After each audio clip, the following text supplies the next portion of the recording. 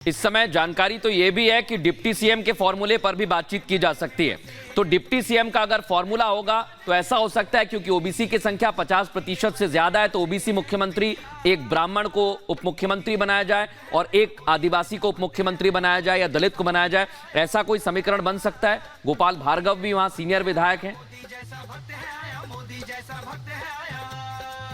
सही कहा आपने। देखिए, मध्य प्रदेश की आबादी में अगर मतदाताओं के हिसाब से देखा जाए तो 48% से ज़्यादा ओबीसी हैं और इसीलिए शिवराज सिंह चौहान का जो दावेदारी है वो प्रबल है। लेकिन शिवराज सिंह चौहान के अलावा प्रहलाद सिंह पटेल भी इसी वर्ग से आते हैं।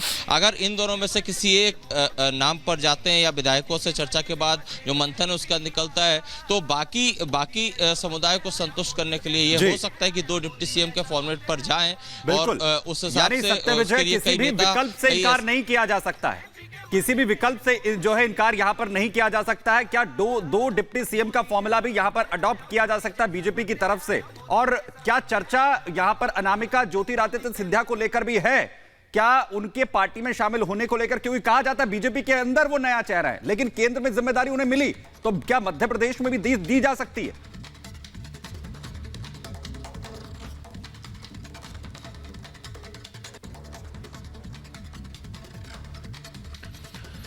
और सुमित, ये चर्चाएं इसलिए बड़ी तेज हो गई हैं क्योंकि ज्योतिरादित्य सिंधिया की जो दादी थी वो मध्य प्रदेश में बीजेपी को स्टैंड करने में, यानी खड़ा करने में बड़ी भूमिका निभा चुकी हैं, इसलिए भी उनका नाम है। और यहां पर कुछ नामों की चर्चा इसलिए भी प्रासंगिक है। मैं जो तस्वीर देख रहा हूं सुमित, इसमें मनोहर लाल खट्टर जो पर्यवेक्षक है उनके ठीक बगल में बैठे हुए वीडी शर्मा जो युवा हैं। अमित शाह ने एक बड़ी रैली में कहा था कि हम उन्हें बड़ा नेता बनाएंगे और प्रधानमंत्री ने उनकी पीठ थपथपाई थी। और बगल में बैठे नरेंद्र तोमर, प्रहलाद पटेल, तो ये नामों की फहरिस्त है। यहाँ पर आप खुद मध्य प्रदेश से हैं मृदुल, और जो हम थोड़ा समझना इस पर चाह रहे हैं, जिस तरीके का पूरा गुणागणित चल रहा है, अभी हमने वहां पर ग्राउंड से भी लोगों को सुन रहे थे जी, इनका ये कहना था कि अभी तक पिछले 20 सालों के अंदर ही इस तरीके का मंथन नहीं हुआ है। तो क्या ये श्योर कर रहा है कि शिवराज चौहान का पत्ता जो है वो कट गया? मैं आपको 2005 का उदाहरण भी देना चाहूंगा और दर्शकों को भी बताना चाहूंगा कि 2005 में भी कुछ ऐसी गहमा गहमी थी जब उमा भारती ने विरोध कर दिया था। शिवराज सिंह चौहान मैदान में आ गए थे और ऐसे ही बीजेपी कार्यालय के बाहर समर्थकों में जोर आजमाइश शुरू हो गई थी। लेकिन तब क्या हुआ था? तब भी विधायकों का फैसला था और ऊपर से बड़े नेताओं ने फैसला किया था और समीकरण भी फिट बैठाए थे। तब शिवराज सिंह चौहान मैदान में आए और वो 20 सालों तक, लगभग 2 दशक तक उन्होंने मध्य प्रदेश के मुख्यमंत्री के तौर पर काम किया है। अब यही तस्वीर हम देख रहे हैं शिखा, और अहम यही हो जाता है कि अगर कोई नया चेहरा आएगा तो क्या बीजेपी उसे भविष्य के लिए सोच रही है, क्योंकि 2024 का चुनाव भी सिर पर है। शिखा, बिल्कुल मृदुल, आप ठीक कह रहे हैं।